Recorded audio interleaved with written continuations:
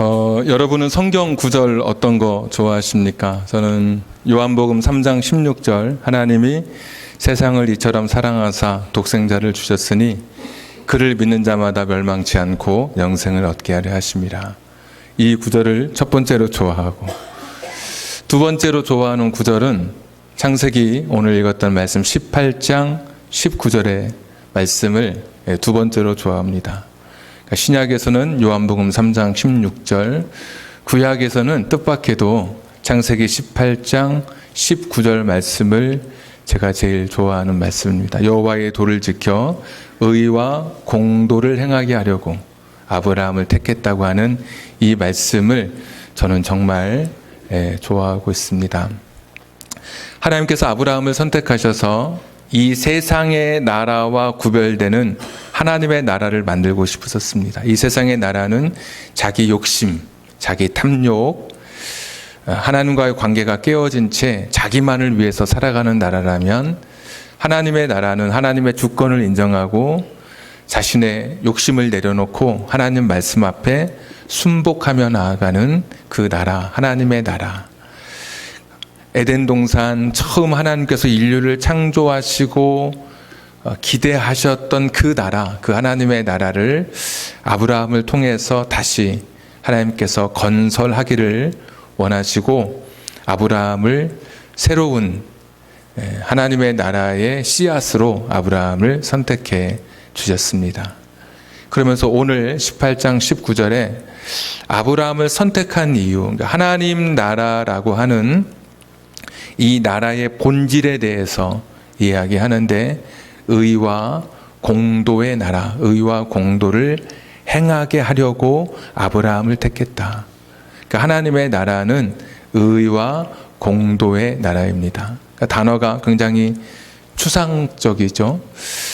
의와 공도는 사실 벌써 이 단어가 사용된 이후로 한 4,000년이 지났기 때문에 지금 현대의 이 의미를, 과거의 그 의미를 이해하는 것은 사실 쉽지 않습니다. 그래서 그게 하나 어렵고, 한 4,000년이라고 하는 시간차가 있어서 어렵고, 두 번째 의와 공도라고 하는 것을 오늘 잘 이해하는 것은 왜 어렵느냐?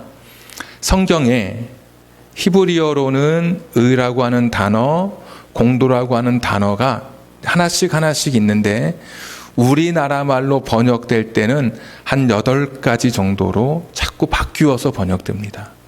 정의, 의, 공의, 공도, 공법, 법, 이런 식으로, 또는 공평, 이런 계속해서, 그래서 비슷한 단어가 이렇게 같은 원어로는 한 단어인데 똑같이 일관성 있게 번역해야 되는데 성경에 조금씩 달라요. 오늘도 의와 공도지만 또 똑같은 단어가 저 뒤에 가면 오늘 기도할 때처럼 정의와 공의로 또 그렇게 해석을 해요. 그러니까 이게 똑같은 단어인데도 여러 그 해석이 되니까 참 우리를 좀 헷갈리게 하는 게 있고, 또 이 단어를 해석하는 게 어려운 것은 여러분이 인터넷을 아무리 검색해도 더 헷갈릴 겁니다. 정의가 무엇이고 공의가 무엇인지. 의는 정의고 공의는 공도가 공의라고 우리가 이제 인정한다 할지라도 중복되는, 반복되는 단어가 다르게 번역이 됐지만 좀 쉽게 정의와 공의, 오늘 이제 대표적으로 그렇게 번역한다 할지라도 이 두 의미를 구별하는 것이 왜 어렵냐면, 우리가 이 성경이 있기 전에 과거의 성경은 한 단어를, 그 단어를 공의라고 번역했다면 지금 성경은 똑같은 단어를 정의로 번역을 했어요. 그리고 전에 정의라고 번역한 단어를 지금 성경에서는 공의로 번역을 했어요. 완전히 180도를 바꿔버렸어요. 그럼 여러분 아무리 인터넷 검색해도 나는 공의를 열심히 검색했는데 이 사람이 어떤 의미의 공의를 썼는지에 따라서 실제 나는 정의를 지금 내가 배우고 있을 수도 있고, 번역을 완전히 180도 바꿨으니까 과거에 나온 책은 아무리 참고해도 원어로 해석하지 않으면 사실 번역이 어려워요. 그래서 의와 공도, 오늘 말씀 정의와 공의는 4,000년의 시간이 있어서 딱 이것이다 말하기 어렵고, 또 단어는 체다카, 미슈파트 이렇게 딱 히브리어 원어는 있지만 그것을 한 단어가 아닌 뭐 공의, 공법, 공평, 법, 의, 정의 뭐 여러 방법으로 해석하고, 심지어 뭐 체다카 한 단어가 있어도 그 한 단어를 놓고도 의와 정의 이렇게 번역한다든지, 그러니까 그런 면에서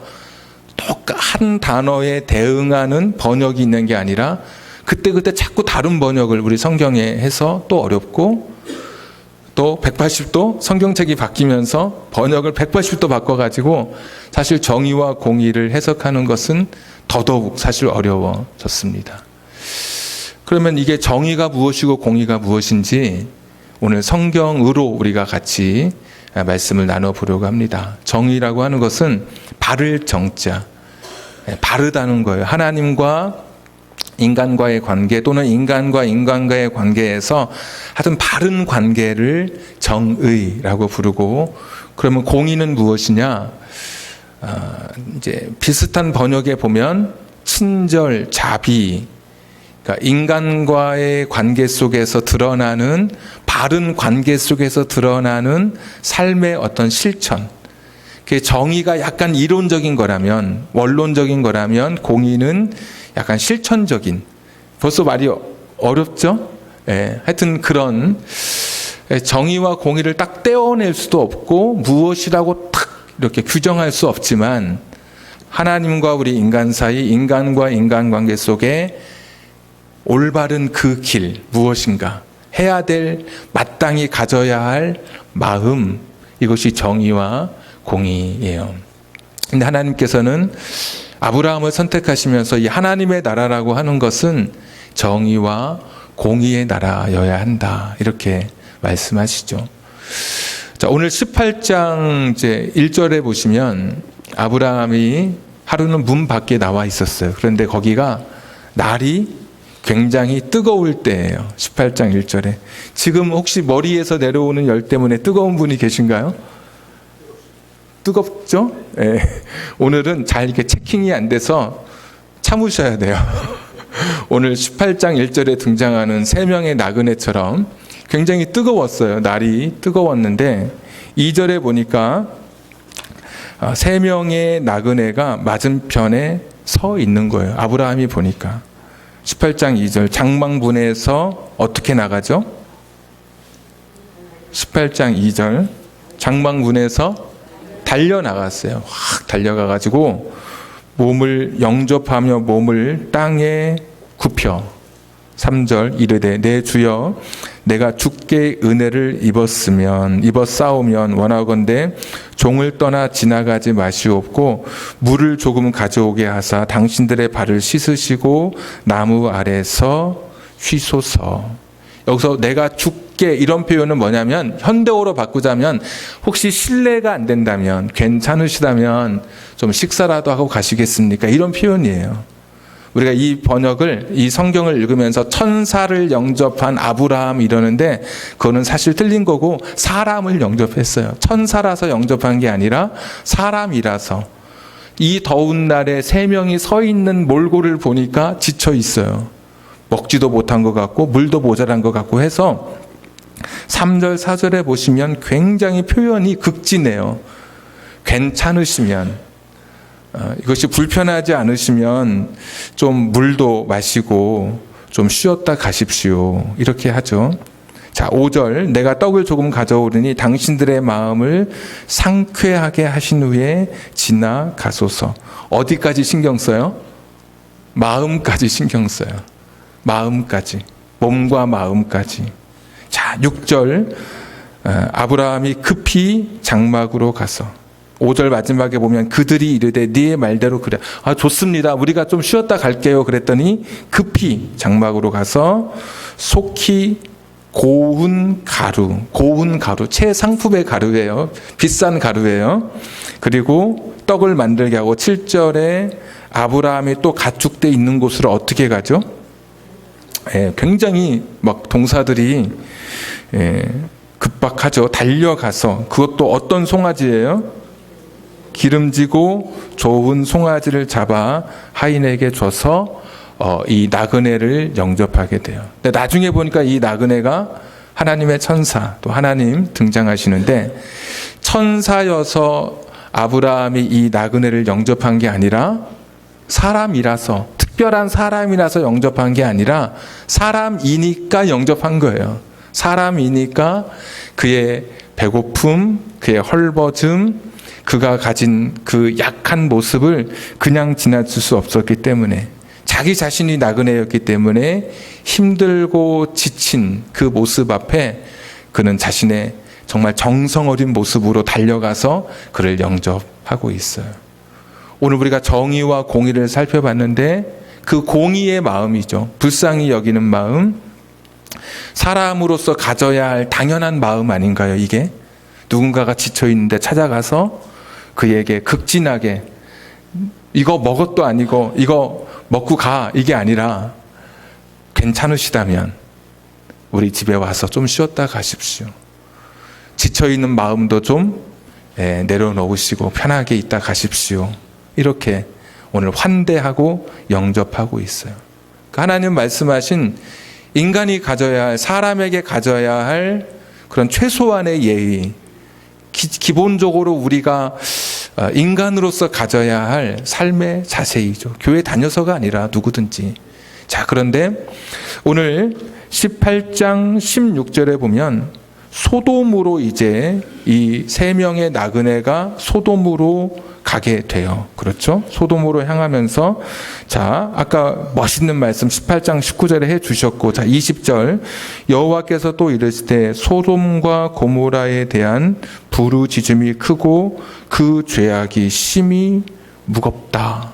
소돔과 고모라는 죄가 너무 무겁다는 거예요. 부르짖는 소리가 너무 들리는 거예요. 이 부르짖음은 누가 보통 부르짖죠? 약자가, 약한 사람이 부르짖죠. 하여튼 그 소리가 들어서 내가 지금 21절에 확인하러 내가 지금 소돔과 고모라로 우리가 간다. 자, 19장 1절 저녁 때에 그 두 천사가, 천사인 줄 모르죠. 아직 사람이죠. 소돔에 이르니 마침 롯이 소돔 성문에 앉아 있다가 그들을 보고 일어나 영접하고 땅에 엎드려 절하며 2절 이르되 내 주여 돌이켜 종의 집에 들어와 발을 씻고 주무시고 일찍이 일어나 갈 길을 가소서. 그 삼촌의 그 조카예요. 보니까 날은 저물어 가는데 나그네 이제 3명에서 1명은 빠지고 2명이 소돔을 방문했을 때 롯이 그것을 보고 자기 집으로 지금 모셔 드리는 거예요. 3절에 보시면 롯이 간청해요. 이게 재미있는 스토리니까 2절 마지막에 보시면 우리가 아예 아닙니다. 우리 그냥 길거리에서 자도 됩니다. 이러는데 아닙니다. 3절에 우리 집에 오십시오. 식탁을 베풀고 무교병을 구우고 이런. 그런데 자 4절 그들이 눕기 전에 그 성사람 곧 소돔 백성들이 노소를 막론하고 원근에서 다 모여 그 집을 에워싸고 사람들이 몰려들기 시작했어요. 5절 롯을 부르고 그에게 이르되 오늘 밤에 내게 온 사람들이 어디 있느냐 이끌어내라 우리가 그들을 상관하리라. 이 표현은 상관하다고 하는 것은 집단적으로 성적인 폭행을 의미하는 그런 단어입니다. 고대 관습 중에 새로운 사람이 우리 동네로 이사 오거나 터전을 잡으면 기를 죽이려고 어떤 동성애적인 폭력, 이걸 통해서 그 고대 관습의 폭력적인 문화 중에 하나인데 그렇게 기를 꺾어버리는 것이 있었어요. 그런데 여기 찾아온 사람은 나그네였어요. 아브라함이나 롯이나 당연히 돌보고 그들의 친절로 이들의 연약함을 이렇게 보다듬어줘야 할 그런 사람들인데 소돔과 고모라의 사람은 어때요? 지금? 그렇지 않아요. 약하고 오히려 나약한 사람들, 스스로 보호할 힘이 없는 이 사람들을 짓밟고 지금 유린하고 있는 거예요. 오히려 그러니까 정의와 공의의 하나님께서 말씀하신 하나님의 나라는 이런 나라가 아니죠. 연약한 사람을 돌보고 그들의 필요를 채우고 사람이니까 사람이라는 그 존재만으로 내가 그에게 내가 가진 것을 나눠야 하는데 오늘 소돔과 고모라는 오히려 폭력으로 일관하고 더 짓밟고 더 누르려고 하는 것을 오늘 성경은 보여줘요. 천사가 소돔을 향해 갈 때 아브라함이 이렇게 말했습니다. 의인 50명만 있으면 그 소돔을 멸하지 않으시겠습니까? 천사가 좋아, 의인 50명만 있으면 내가 멸하지 않을게. 45명, 40명, 30명, 20명, 10명까지 떨어져요. 이 10이라고 하는 숫자는 이스라엘에 있어서 집단의 최소 단위예요. 10명 이하는 그냥 다 개인에 불과해요. 그러니까 최소한 10명이라고 하는 이런 집단만큼은 의인이 있겠지. 그러니까 정의와 공의를 행하는 사람이 있겠지. 아브라함이 이 생각을 하면서 18장에 보시면 그 천사들에게 중보기도 소위 멸하지 말아달라고 하면서 의인 10명을 찾을 수 있지 않겠느냐라고 이야기해요. 근데 오늘 보면 롯 외에는 나머지 모든 소돔의 사람들이 노소를 막론하고 다 몰려들어서 정의와 공의를 전혀 실천하지 않는 자신의 본성과 탐욕으로 살아가는 그 모습을 오늘 보여주고 있어요. 자, 어떻게 됩니까? 19장 24절 여호와께서 하늘 곧 여호와께로부터 유황과 불을 소돔과 고모라에 비같이 내리사 그 성들과 온 들과 성에 거주하는 모든 백성과 땅에 난 것을 다 엎어 멸하셨더라. 예. 하나님의 나라가 아니에요. 이 나라는 세상의 나라예요. 공의와 정의가 있는 나라가 아니라 죄가 가득한 나라. 하나님께서 이 나라를 기필코 오늘 심판하시는 이야기로 오늘 성경이 맺어져요. 흔히 우리가 소돔, 고모라 하면 동성애 이야기를 많이 해요. 동성애 때문에 이렇게 심판받았다고 하는데 오늘 이 19장의 이야기는 사실 동성애에 대한 언급이 없어요. 추측만 하고 소돔이라고 하는 영어 단어가 남색이라고 하는 의미를 가지고 있기는 하지만 뒤에 영어의 단어의 의미를 부여하면서 좀 각색된 이야기가 들어간 것이지 제 이야기가 아니고 에스겔서 16장 48절부터 50절에 보시면 소돔의 죄를 나열하는데 48절에 소돔은 이런 죄가 있다. 그리고 18장 49절에 에스겔서에 가난하고 궁핍한 자를 도와주지 않았다. 이게 소돔의 죄예요. 그리고 50절에 가면 그들은 거만하고 가증한 일을 내 앞에서 행했다. 약간 동성애의 어떤 의미가 약간 좀 이렇게 상징하는 듯한 가증한 일을 내 앞에서 행했다라는 그것만 있지. 그러니까 더 앞에 중요한 것은 가난하고 궁핍한 자를 도와주지 않았다. 자, 창세기 18장과 19장의 이야기는 정의와 공의가 있는 하나님의 나라가 어떤 나라인지를 우리에게 대비해서 지금 보여주고 있어요. 하나님을 향해서 우리 지난주 말씀에는 하나님을 향해서 아브라함은 순종으로 자신의 믿음을 고백했고 하나님과의 관계에서 바른 관계를 가졌죠. 그리고 오늘 18장에서는 사람과의 관계에서도 하나님 기뻐하시는 하나님의 나라, 공의와 정의의 나라의 삶을 아브라함이 지금 보여주고 있어요. 근데 19장에서는 하나님의 나라와 어울리지 않는 전혀 정의와 공의가 실천되지 않는 모습을 오늘 아주 적나라하게 우리에게 보여주고 있는 거예요. 그래서 오늘 성경은 우리에게 이렇게 물어보는 거예요. 너는 정의와 공의의 삶을 네 삶 속에서 실천하며 살아가고 있느냐라고 우리에게 단도직입적으로 묻는 거예요.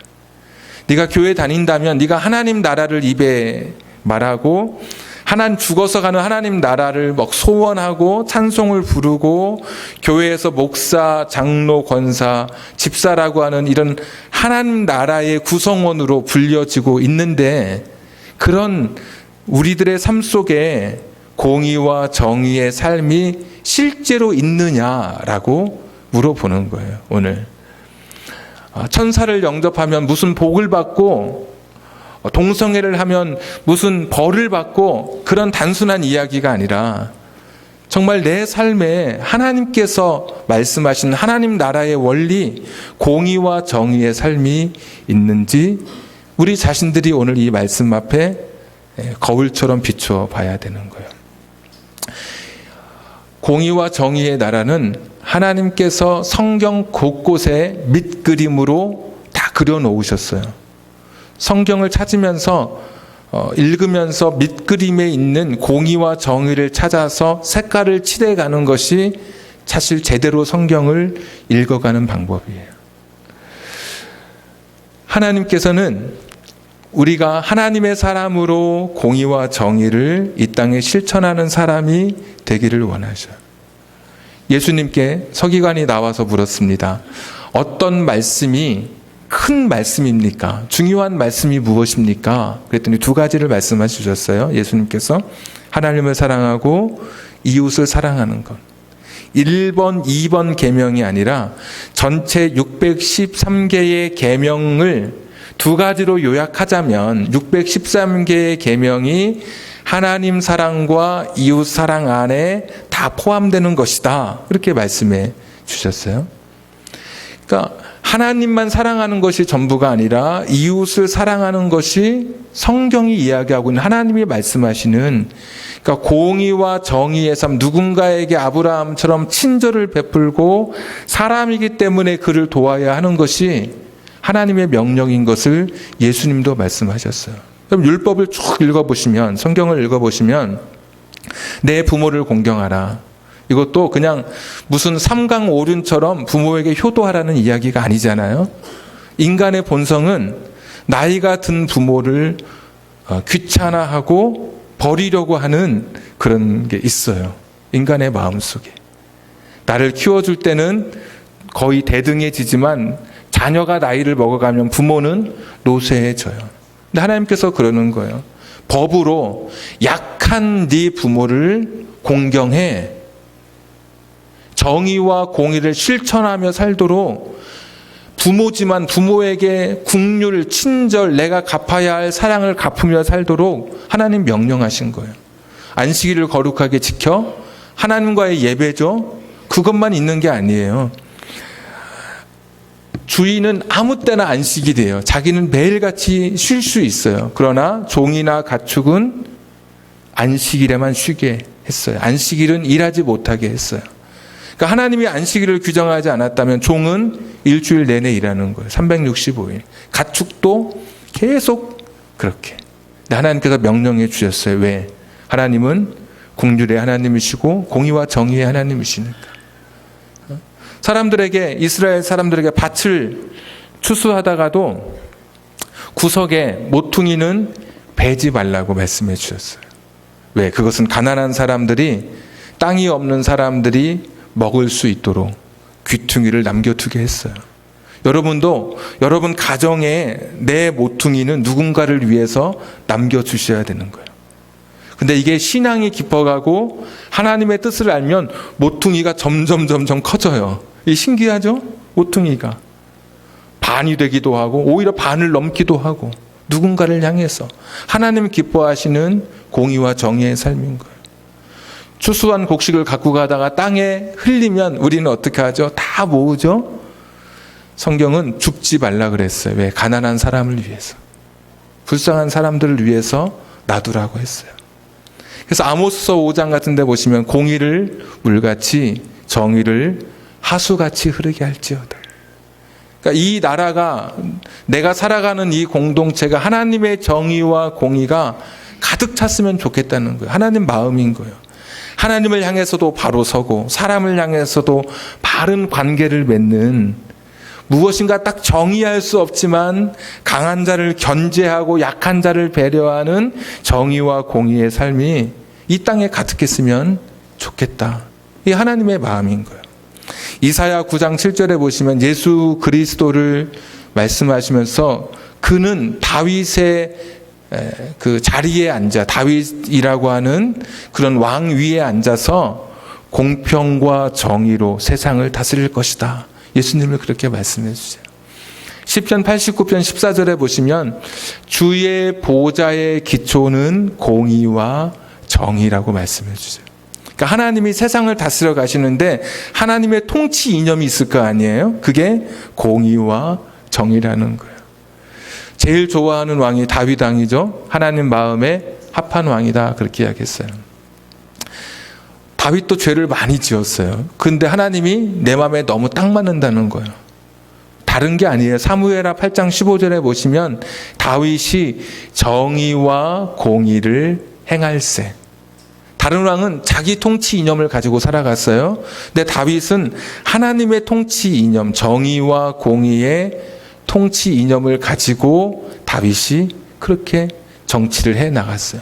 하나님 보니까 어떻게 내 마음을 알았지? 어떻게 나랑 똑같지?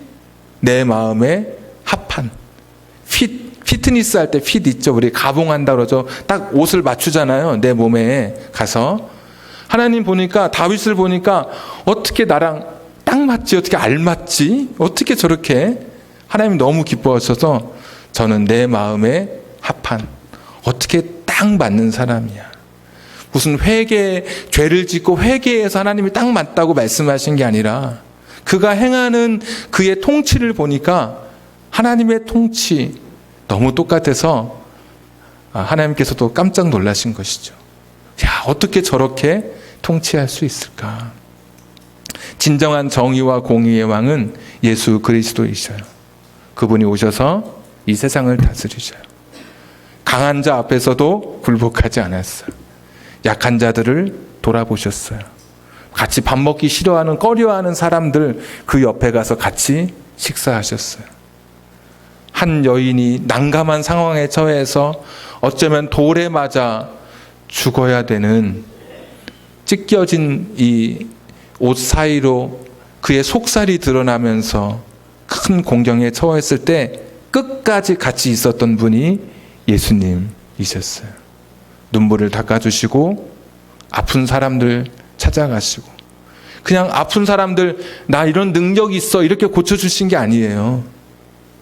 그들이 12회를 혈루증으로 앓고 38년 된 병자가 자기 힘으로 해도 하지 못하는 안타까움을 보시면서 그래서 그들을 불쌍히 여겨주셔서 고쳐주신 것이지 무슨 능력이 있어서 능력을 자랑하려고 고쳐주신 게 아니라 너무 사람들이 불쌍해 보여서 너무 안타까워서 공의와 정의의 마음으로 긍휼히 여겨주신 거예요. 오늘 우리가 하나님은 그런 삶을 살아가기를 지금도 원하시는 거예요. 아무리 여기서 죄송한 말씀입니다. 기도하고 헌금하고 정결하게 예배드려도 하나님은 오늘 우리들의 이 모습으로 예배를 받으시는 게 아니라 밖에서의 나의 모습으로 오늘 이 예배를 받으시는 거예요. 이사야서 1장에 네가 나를 향해서 두 손을 모았는데 네 손에 피가 가득하더라. 이제까지 사채업자처럼 누군가의 목을 조르고 온 사람의 기도를 내가 받지 못하겠다. 이렇게 말씀하셔요. 네가 무슨 모임이 되면 부흥회도 하고 대회로 안식일로 성회로 모이는데 너희들의 제사를 받는 것이 내가 곤비하다, 무겁다.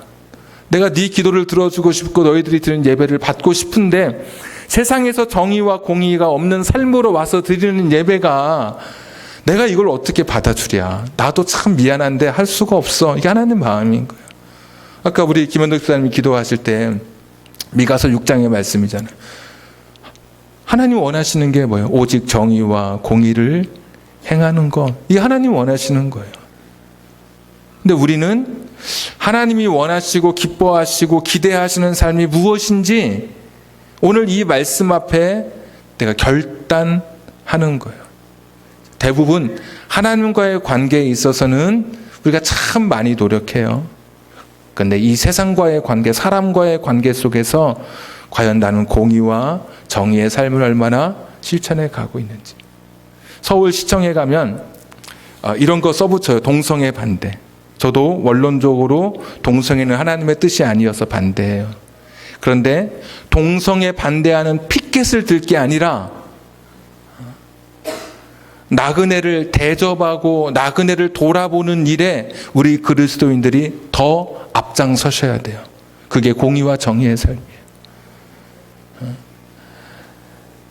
누군가를 반대하고 누군가의 의견을 그냥 묵살하고 그것을 뛰어넘어 오히려 약한 사람들과 함께 하는 것, 그런 나그네들을, 어떤 나그네를 향해서 친절을 베푸는 것이 더 큰 저 하나님의 뜻이라고 생각해요.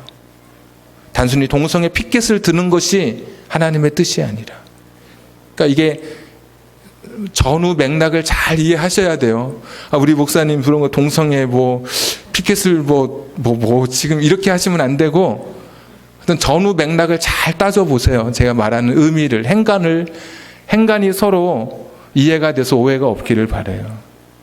하나님이 우리에게 원하시는 삶이 무엇인지. 아브라함을 택했던 이유가 다른 게 아니에요. 정의와 공의예요. 이스라엘이 왜 멸망했는 줄 아세요? 주전 8세기 선지자였던 이사야, 또 미가, 호세아, 아모스 이야기 보세요. 정의와 공의가 없어 너희 땅에. 그러면 너희가 멸망해. 어떻게 됐어요? 정의가 공의가 없어서 이스라엘이 멸망했어요. 다른 것 때문에 멸망한 게 아니에요. 예배를 잘못 드려서 멸망한 게 아니에요. 예배를 중단해서 멸망한 게 아니에요. 그 땅에 약한 사람들의 부르짖음이 심판의 임계점에 도달한 거예요. 사람들이 억울함이, 재판장이 눈을 가려요. 선지자들이 헛된 예언을 해요. 공의와 정의가 땅에 떨어졌어요. 하나님께서 심판하시는 거예요.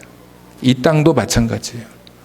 오늘 내가 정의와 공의의 삶을 살아가면 그곳에 하나님의 나라가 세워져 가는 것이고, 정의와 공의가 없다면 오늘 소돔처럼 이 땅은 멸망할 하나님의 나라가 되는 거예요. 사람들이 보이기를 바랍니다. 여러분, 우리 눈에 가난한 사람들이, 하나님만 보이는 게 아니라. 이제 마지막 말씀 드리고, 예수님께서 마지막 심판 때에 어떤 사람에게 너는 내가 배고플 때 먹을 것도 안 주고, 목마를 때 물도 안 주고, 옷 찢어졌는데 헐벗었을 때 옷도 안 주고 너는 뭐냐 했더니, 제가 언제 그랬습니까? 가난한 자에게 하지 않은 것은 다 내게 하지 않은 것이지. 아니, 말씀을 하셔야죠. 예수님이면 제가 했을 텐데 그래서 안 한 거죠. 제가 언제 그랬습니까? 반대로 너는 내가 목마를 때 물도 주고 옷도 입혀주고 참 고마웠어. 제가 언제요? 그러니까 가난한 사람에게 한 것이 내게 한 거야. 가난한 사람, 약한 사람과 예수님을 동일시하고 있는 거예요. 오늘 누군가에게 나의 친절과 하나님이 주신 신적 국률의 마음으로 누군가에게 공의와 정의를 행하는 삶은 하나님이 그 사람의 삶을 인정해 주셔요. 그를 기억해 주시고 하나님 나라의 사람으로 그를 도구로 사용해 주실 거예요. 우리 기도하겠습니다. 우리 한번 같이 기도하실 때 나의 도움이 필요로 하는 사람이 있을 겁니다. 하나님도 보이고 사람도 보이게 해 주시옵소서. 우리 같이 한번 기도합니다.